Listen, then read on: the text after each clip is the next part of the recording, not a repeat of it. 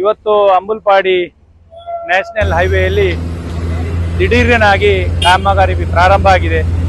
ಪ್ರಾಯಶಃ ಒಂದು ಸಣ್ಣ ಕಾಮಗಾರಿ ಮಾಡುವುದಾದ್ರೂ ಕೂಡ ಅದರ ಎಷ್ಟು ಟೆಂಡರ್, ಯಾರು ಮಾಡುದು, ಎಷ್ಟು ಉದ್ದ, ಎಷ್ಟು ಅಗಲ, ಎಷ್ಟು ಸಮಯದಲ್ಲಿ ಕಾಮಗಾರಿಯನ್ನು ಪ್ರಾರಂಭ ಮಾಡಿ ಅದನ್ನು ಅಂತ್ಯ ಯಾವಾಗ ಆಗ್ತದೆ ಯಾವುದೂ ಮಾಹಿತಿ ಇಲ್ಲದೆ ಇವತ್ತು ಏಕಾಏಕಿಯಾಗಿ ಅಂಬುಲ್ಪಾಡಿ ಜಂಕ್ಷನ್ ಅನ್ನು ಬಂದ್ ಮಾಡಿ ಈ ಕಾಮಗಾರಿ ಪ್ರಾರಂಭ ಮಾಡಿದ್ದಾರೆ.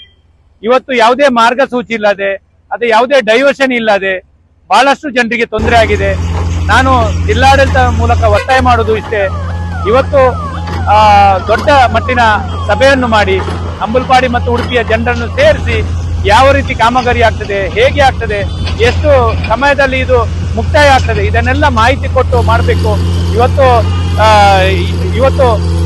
ನಮ್ಮ ಕರಾವಳಿ ಜಂಕ್ಷನ್ ಮಲ್ಪೆ ಹೋಗುವಂತ ರಸ್ತೆ ಕೂಡ ಕಾಮಗಾರಿ ನಡೀತಾ ಇದೆ.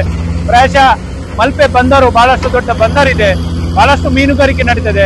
ಇವತ್ತು ಬಹಳ ದೊಡ್ಡ ದೊಡ್ಡ ಲಾರಿಗಳು ಹೋಗ್ತವೆ, ಎಲ್ಲದಕ್ಕೂ ಸಮಸ್ಯೆ, ವಿದ್ಯಾರ್ಥಿಗಳಿಗೂ ಸಮಸ್ಯೆ, ಇವತ್ತು ಅಂಬುಲ್ಪಾಡಿ ದೇವಸ್ಥಾನ ಹೋಗುವುದಾದ್ರೂ ಸಮಸ್ಯೆ, ಈ ರೀತಿಯ ಸಮಸ್ಯೆ ಉದ್ಭವ ಆಗಿದೆ. ಪ್ರಾಯಶಃ ಜಿಲ್ಲಾಡಳಿತ ಮಧ್ಯಪ್ರವೇಶ ಮಾಡಿ ಇದನ್ನು ವ್ಯವಸ್ಥಿತವಾಗಿ ಮಾಡಿ ಕಾಮಗಾರಿ ಪ್ರಾರಂಭ ಮಾಡಿ ಅಂತೇಳಿ ಈ ಮೂಲಕ ನಾನು ಒತ್ತಾಯ ಮಾಡುತ್ತೇನೆ.